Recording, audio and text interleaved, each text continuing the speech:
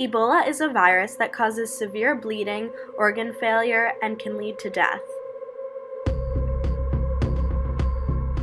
Humans may spread the virus to other humans through contact with bodily fluids such as blood. Initial symptoms include fever, headache, muscle pain, and chills. Later, a person may experience internal bleeding, resulting in vomiting or coughing blood.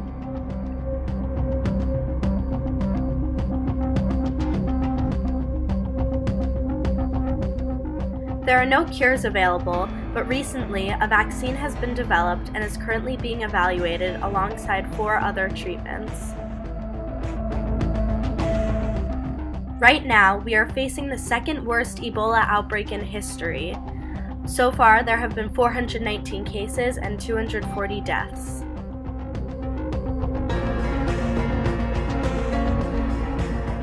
The outbreak is located in the Democratic Republic of Congo's northeastern North Kivu province. This outbreak is unique in 2 ways. The first being that doctors now have a promising vaccine and treatments to use to fight the virus. Before, it seemed with these new tools the outbreak was headed for a quick end, but now experts are saying that the outbreak can be expected to last for at least 6 more months.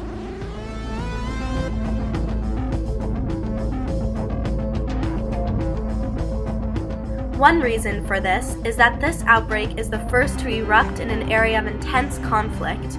Doctors working in the area described it as not being quite a war zone, but a place where shooting often breaks out anywhere for unknown reasons.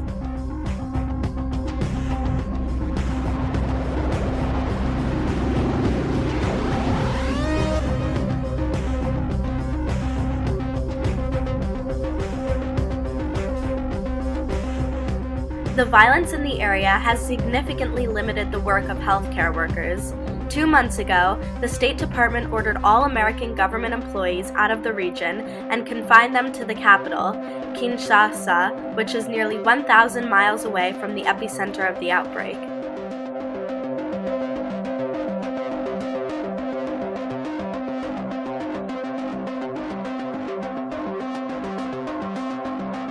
No armed group has explicitly targeted medical workers so far, but the risk of being caught in a crossfire is always present, even in cities. In remote areas, workers risk being kidnapped and held for ransom.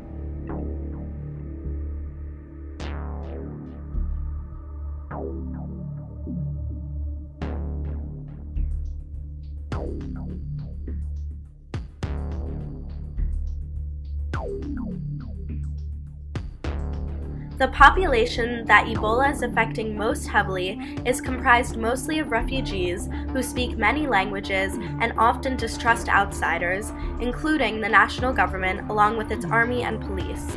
This makes providing care extremely difficult.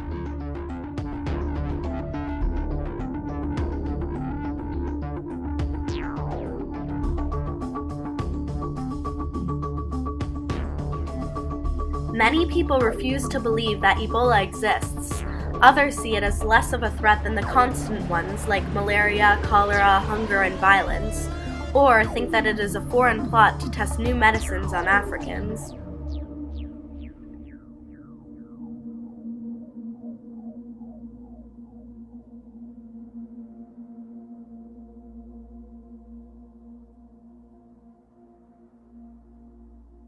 Medical and burial teams have been beaten or stoned by villagers after rumors spread that they were stealing bodies for witchcraft or forcibly vaccinating children.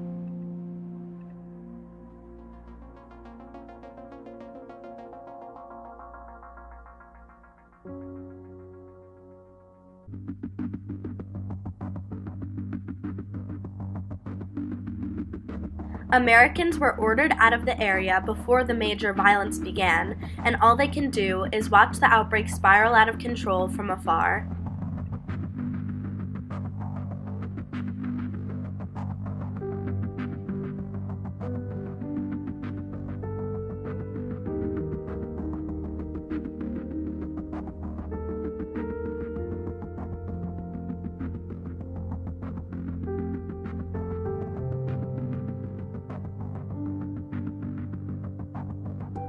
Furthermore, travel restrictions exacerbate another problem. Transmission chains are going untraced. An essential aspect of controlling an Ebola outbreak is using contact tracing to ensure that those who have come in contact with an Ebola patient are watched closely for symptoms of the virus and treated early if symptoms are detected.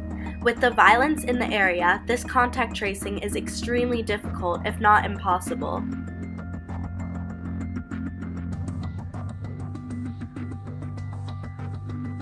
Ebola treatment units are seeing many patients that they believed to have no connection to earlier cases.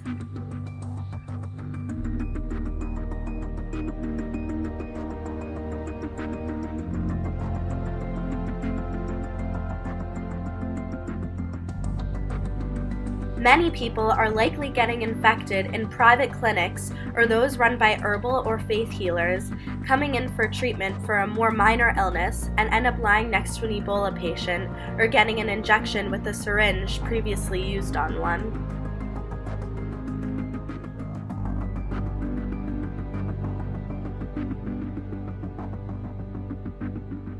Because of the sense of local distrust, people with Ebola often reach treatment units only when near death, too late for any treatment to save them.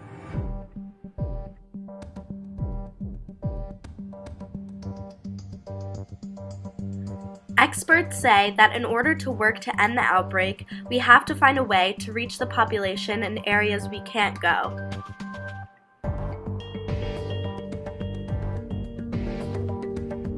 This involves getting support from international organizations such as the WHO and allowing experts in dealing with Ebola from the CDC to return to the outbreak center.